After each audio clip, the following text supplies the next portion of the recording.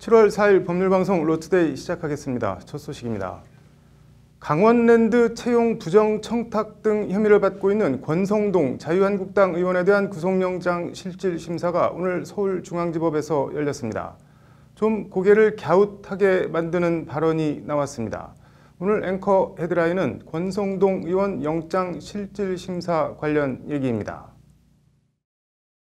오전 10시 16분쯤 법원에 나온 권성동 의원은 취재진에게 이유 여하를 막론하고 강릉 시민들께 심려를 끼쳐 진심으로 송구하다고 말했습니다. 이유 여하를 막론하고 우리 강릉 시민들께 심려를 끼쳐드려서 진심으로 송구하다는 말씀을 드립니다. 이유 여하를 막론하고 본인은 죄가 없다는 뉘앙스입니다.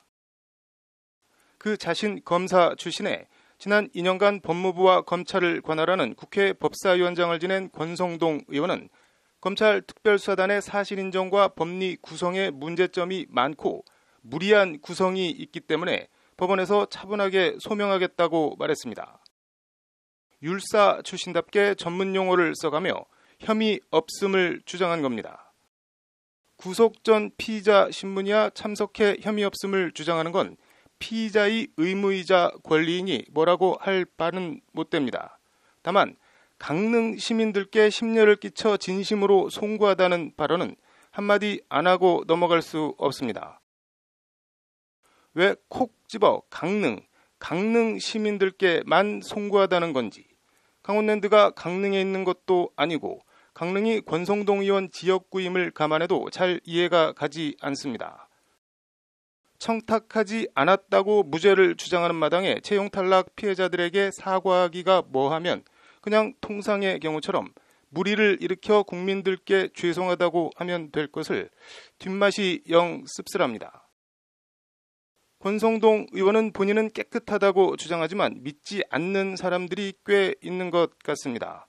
오늘 법원엔 시민단체 관계자 10여 명이 나와 채용 도둑질 권성동 아웃이라고 적힌 피켓을 들고 권성동 의원이 모습을 나타내자 콩밥 좀 먹고 와라, 국회의원직 내려놔라 등의 구호와 야유를 보냈습니다. 관련해서 하나 더 생각나는 게 있습니다. 법사위원장이었던 권성동 의원의 수사 외압 논란입니다.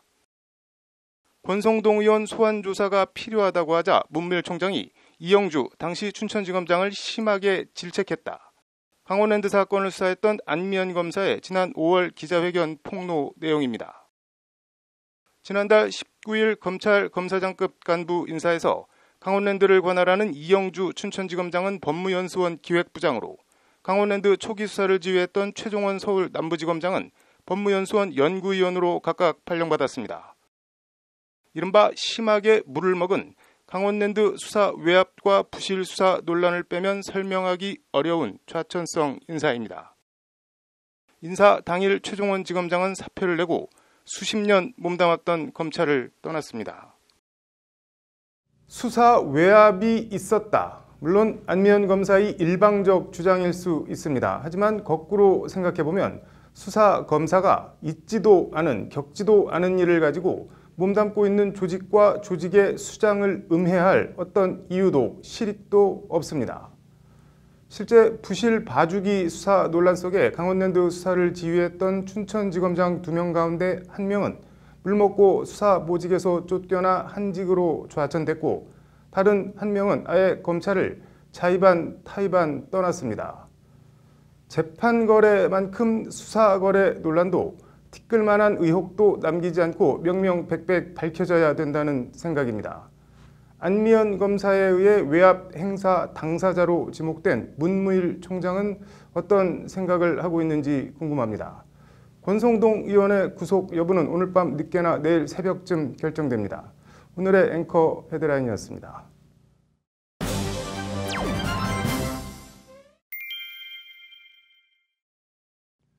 조양호 한진 오너 일가가 말 그대로 탈탈 털리고 있습니다.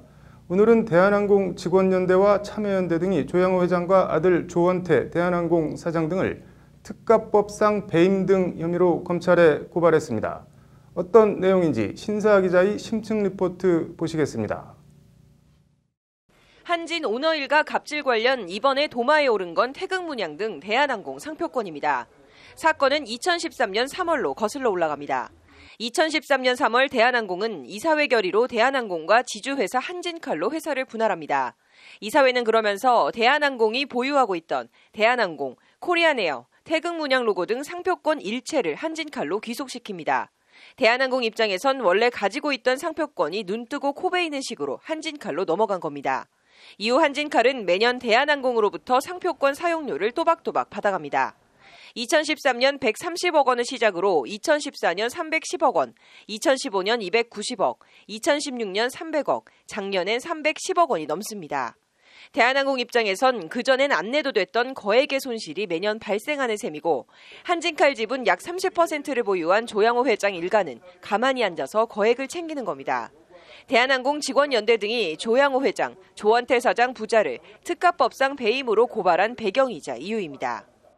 이번 기회에 이런 소송을 통해서 그들이 얼마나 무책임한 경영을 하고 있는지 우리 국민 모두가 아셔야 될 것이고 더 근본적인 지적도 있습니다.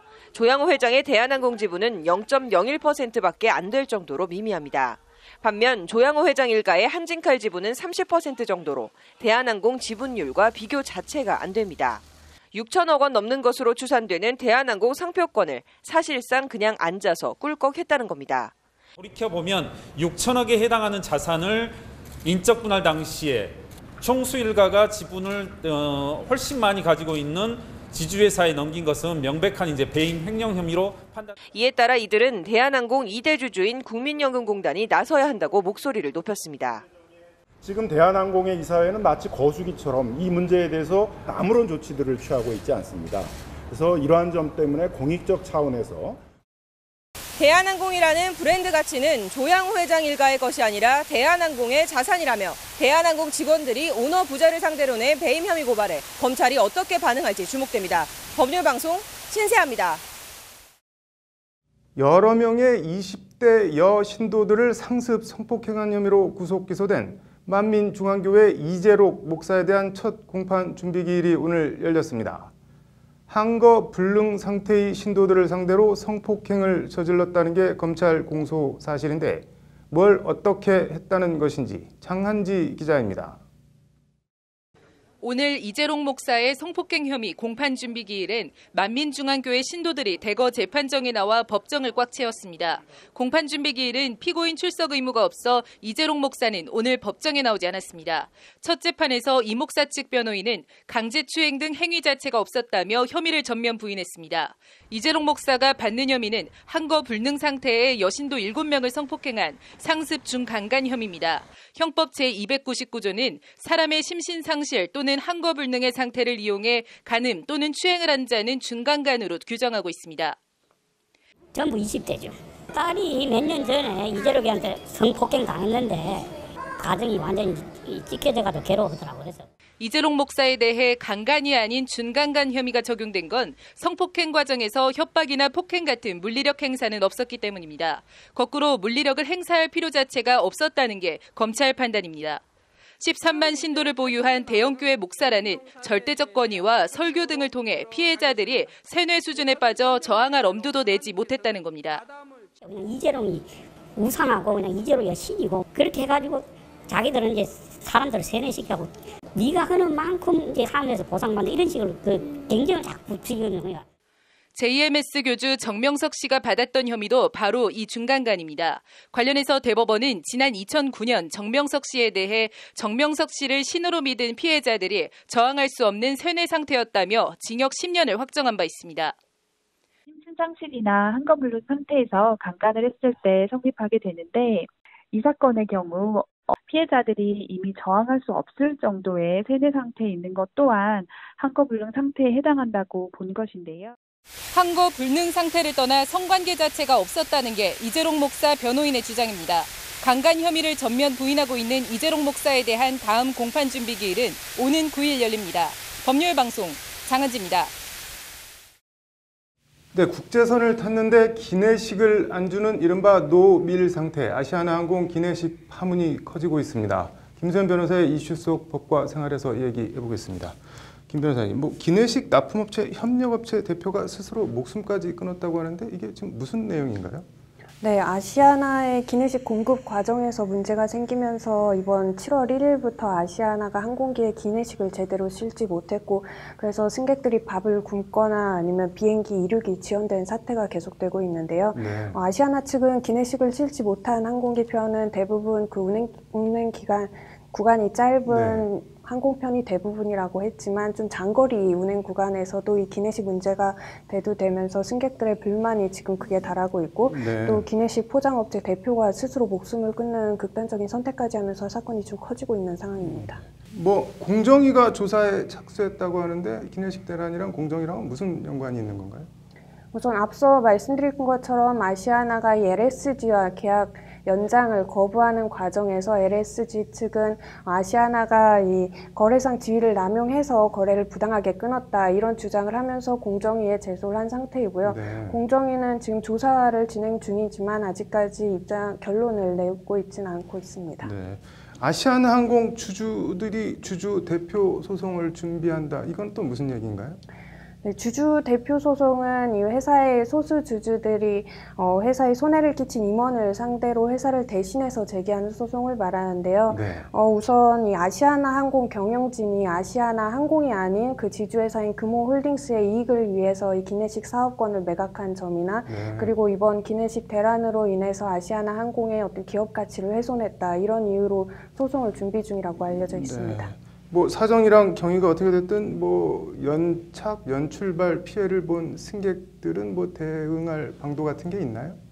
우선 불가항력에 의한 지연이 아닌 한 소비자 분쟁 해결 기준에 따르면 지연된 시간별로 해서 배상 기준을 운임의 10%에서 30%로 정해두고 있습니다. 또 추가적인 숙박이 필요한 경우에도 이 항공사 측에서 추가 배상을 할 것으로 규정을 해두고 있습니다. 기내식 안 준 거 어쨌든 밥을 굶으면서 간 건데 이것도 혹시 손해배상 같은 걸 받을 수가 있나요? 지금 아시아나에서는 기내식이 제공되지 않은 점에 대해서는 이 좌석 등급별로 30에서 50달러 수준의 현금성 바우처를 제공하고 있습니다. 물론 이런 대처가 과연 적절한 대처냐에 대해서는 또 별도의 논란이 있는데 이것도 관련 약관이나 기타 사정 등에 비추어 보아서 이보다 더 추가적인 손해배상은 어렵지 않을까 생각이 듭니다. 대한항공은 총수 일가가 날리고 아시아나항공은 기내식 대란이고 대한민국 양대 항공사가 바람 잘 날이 없네요. 오늘 잘 들었습니다. 다음 소식입니다. 오늘 서울 서초동 법원 청사 앞에선 박근혜 대통령 천만인 무죄 석방 본부라는 단체의 집회가 열렸습니다. 박 전 대통령은 죄가 없다라는 게 이들의 한결같은 믿음인데 무죄 석방 탄원서에 서명한 사람들이 85만 명을 넘는다고 합니다. 적지 않은 숫자입니다. 이들은 어떤 생각과 믿음을 가지고 있는 걸까요? 김정대 기자가 현장에서 이들의 얘기를 들어봤습니다. 박근혜 대통령은 죄가 없다. 살인적 정치보복 즉각 중단하라 등의 글귀가 적힌 손팻말을 든 수십 명의 사람들이 법원 앞에 모였습니다. 도포에 태극기 문양 갓을 쓴 사람 등 대부분 나이가 꽤 있어 보입니다. 모두 박 전 대통령이 무죄라고 굳게 믿고 있는 박 전 대통령 지지자들입니다. 재판 과정에서도 아무것도 죄가 나온 게 없고 인민재판을 하는 거는 도저히 있을 수 없다라고 생각을 해가지고 헌정사상 첫 현직 대통령 탄핵은 친북 좌파에 의한 보수 우파 제거, 대한민국 체제 전복의 시작. 박 전 대통령을 기소한 검찰은 좌파 정권의 비호 조직이 된 지 오래라는 게 이들의 인식입니다. 거짓 탄핵의 조작과 음모가 드러나고 있습니다. 좌파 독재 정권과 정치 검찰은 자유민주주의를 구속하기 위해 박근혜 대통령을 인신강금한 것이며 이 지점에서 이들에게 박 전 대통령은 자유민주주의와 시장경제, 나아가 대한민국과 동일시됩니다. 사실 기본적으로 제가 박 대통령님을 이해하고 있는 부분이 있어요. 대통령이 지금 억지로 탄핵을 당했다고 생각하고 무죄라고 생각하기 때문에. 이런 인식은 누구보다 냉철한 이성을 가지고 있어야 할 변호사도 마찬가지입니다. 박 전 대통령은 무조건 무죄입니다. 국정농단 혐의 대부분이 유죄로 인정돼 1심에서 징역 24년이 선고된 건 하나도 중요하지 않습니다. 검찰도 박근혜 대통령이 절대적 이득을 취한 바가 있기 때문에 추징을 하지 않는다고 했습니다. 그렇다면 당연히 무죄 석방되어야 하는 것입니다. 이런 감정과 믿음으로 박 전 대통령 석방 탄원서에 서명한 사람들은 85만 명이 넘습니다. 이들에 대해선 보고 싶은 것만 보고 믿고 싶은 것만 믿는 전형적인 확증 편향에 빠졌다는 진단이 많습니다. 박근혜 전 대통령에 대한 재판은 인민재판이라는 것이 오늘 집회 참가자들의 인식이자 주장입니다. 아무리 재판거래 파문 등 이런저런 비판과 질책을 받고 있는 법원이지만 21세기 대한민국 법원이 6.25 때 북한군 치하 인민재판 수준으로까지 전락했는지는 의문입니다. 법률방송 김정래입니다. 이어서 법조계 소식 전해드리겠습니다. 검찰이 오늘 드루킹 김동원 씨 일당에 대해 실형을 선고해달라고 재판부에 요청했습니다. 구체적 형량은 추후 재판부에 전달하기로 했습니다. 이명박 정부 당시 국정원 자금을 받아 한국노총과 민주노총 분열 등을 유도한 혐의를 받는 이채필 전 고용노동부 장관에 대한 법원 영장실질심사가 오늘 열렸습니다. 대검찰청이 오늘 이정봉 대구지검 서부지청 형사 3부장 등 5명을 올해 상반기 우수 형사부장에 선정했습니다. 이덕진 창원지검 진주지청 형사 2부장, 허정수 수원지검 안산지청 형사 3부장, 이영림 대전지검 천안지청 형사 3부장, 신영식 광주지검 목포지청 형사 1부장 등 5명입니다. 대한변리사회가 변리사, 변호사, 기업 IP 담당 직원 등을 대상으로 오늘 31일부터 나흘간 2018년 지적재산 혁신 스페셜 프로그램 교육을 실시합니다. 7월 4일 법률방송 로투데이 마치겠습니다. 시청해주셔서 감사합니다.